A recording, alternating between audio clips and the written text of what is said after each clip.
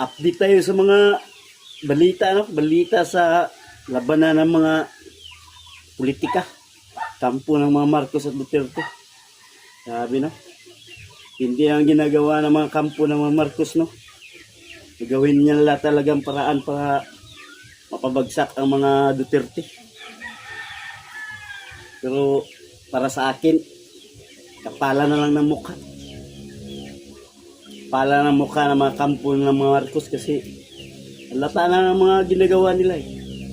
Pero yung mga nakapaligid sa kanila, gagawin nila ang lahat para maprotektahan nila ang kanilang mga interes, sarili nilang hanap buhay. Dahil masaya sila sa kampo ni Marcos eh, kasi nagagawa nila yung mga gusto nila. Kasi sa mga Duterte, bihira ka makagawa ng mga anomalya. Kasi pag talagang titingnan talaga yung mga ginagawa mo sa government official mo, labi ng mga kabanite. At ayaw nila yung mga mahirap, mga maliliit na mamayan ay yung apakan. Pero ngayon, grabe.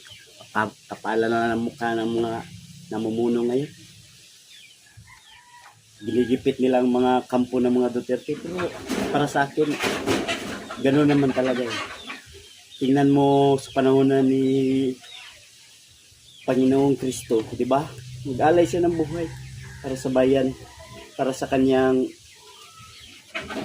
kanyang mga salita. Kasi kailangan magbuwis ng buhay. Kailangan may mag-alay. Tulad ngayon, naalay ni Tatay Digong ang kanyang buhay sa bayan para lang mapaganda ang ating ekonomiya at pamumuhay, dala ng druga. Pero anong ginawa? 'Di ba? Siya ay nagtiis ngayon. Okay lang yan, Tatay Digong. At least naramdaman ng mga tao nga mahal ka namin.